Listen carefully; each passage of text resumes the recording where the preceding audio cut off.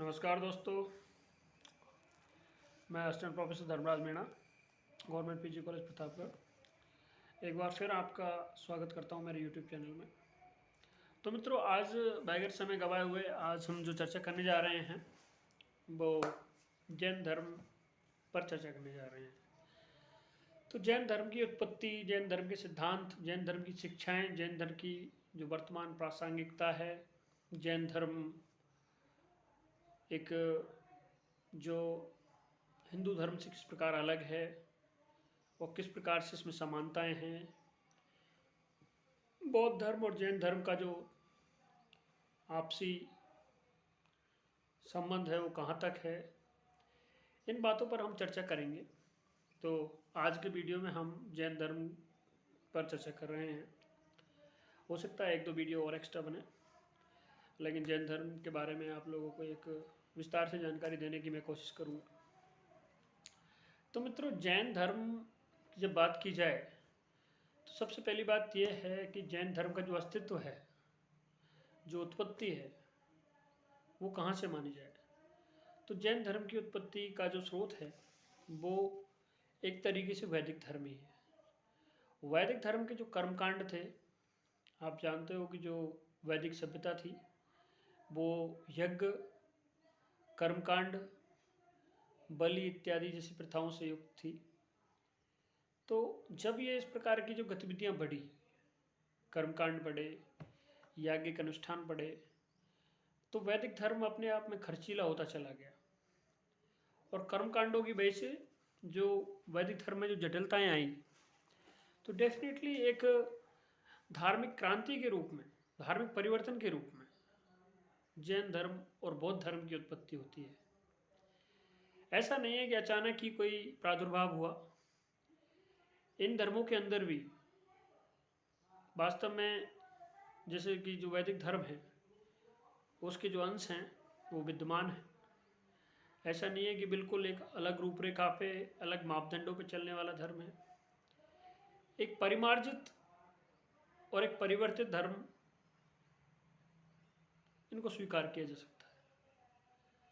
तो इस प्रकार से जो जैन धर्म है और बौद्ध धर्म है, ये एक तरीके से धार्मिक परिवर्तन की उपज थी, या फिर ये कहें कि जो वैदिक कर्मकांड, वैदिक जटिलता का जो प्रभाव था, जो परिणाम था, वो जैन और बौद्ध दो धर्मों की उत्पत्ति या फिर इनके विकास का आधार रहा। तो डेफिनेटली जब कर्मकांडों की जटिलता हुई, वैदिक धर्म जब खर्चीला हुआ, तो जन सामान्य अपने आप में उन चीज़ों से विमुख होने लगा। बहुत सारे समुदाय, जैसे कि आज हम देखते हैं कि जैन समुदाय है वो अहिंसा परमो धर्म है। अहिंसा का उनका जो विचार है वो केंद्रीय विचार है।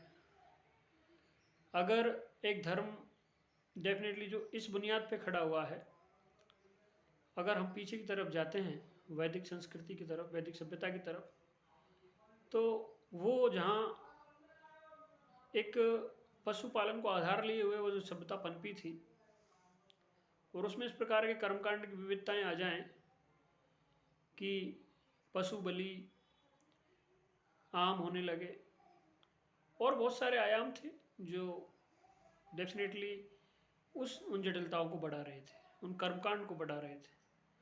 तो उन जटिलताओं से मुक्ति का मार्ग जैन धर्म हुआ, और इसी के पैरेलल, इसी के समांतर बौद्ध धर्म भी अस्तित्व में आया। तो डेफिनेटली जैन धर्म और बौद्ध धर्म का जो एक उत्पत्ति का जो विचार है, ये यूँ नहीं कह सकते कि एकदम पृथक रूप में अस्तित्व में आया या अचानक ये अस्तित्व में आए। ये डेफिनेटली कहीं ना कहीं से उस वैदिक धर्म की जटिलताओं में से निकले हुए, परिवर्तित, परिमार्जित और एक तरीके से भारतीय संस्कृति से जुड़े हुए धार्मिक आंदोलन को कहा जा सकता है। तो ये 6वीं शताब्दी ईसा पूर्व जब इन दोनों का ये काल रहता है, चाहे वो जैन धर्म हो चाहे बौद्ध धर्म, एक धार्मिक काल की संज्ञा इसको हम दे सकते हैं। छठी शताब्दी ईसा पूर्व, जब महावीर स्वामी का जन्म हो रहा है, गौतम बुद्ध का जन्म हो रहा है, क्योंकि जो इन धर्मों की जो बुनियाद है वो हम 5वीं से 6वीं शताब्दी ईसा पूर्व के बीच में ही हमें देखने को मिलती है। और इनके जो प्रमुख प्रवर्तक हैं महावीर, जैसा कि आज देखते हैं कि महावीर स्वामी हैं और 24 तीर्थंकर हैं।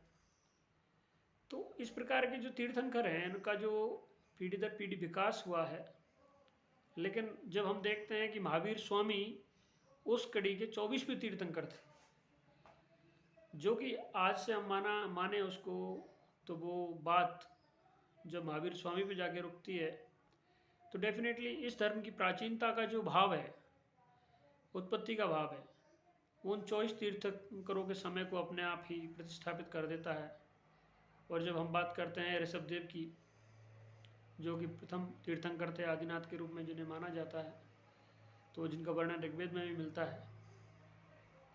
तो इस प्रकार से ये जो तत्व हैं ये प्रमाणित करते हैं कि जो जैन है, जैन धर्म है या फिर ये धार्मिक आंदोलन है, कहीं ना कहीं से उस कड़ी का हिस्सा थे। हम इनको एकदम बिल्कुल विपरीत विचारधारा के रूप में स्वीकार नहीं कर सकते।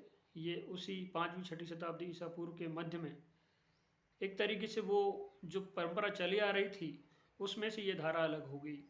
कहने का मतलब था कि एक नदी बहती हुई आ रही है, उसी नदी की एक धारा के रूप में जैन धर्म और बौद्ध धर्म का उदय हुआ।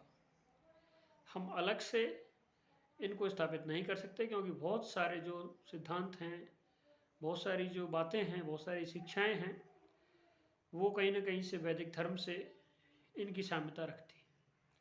तो मित्रों, आज हल्का सा मैंने आप लोगों को इसकी उत्पत्ति के बारे में बताया है।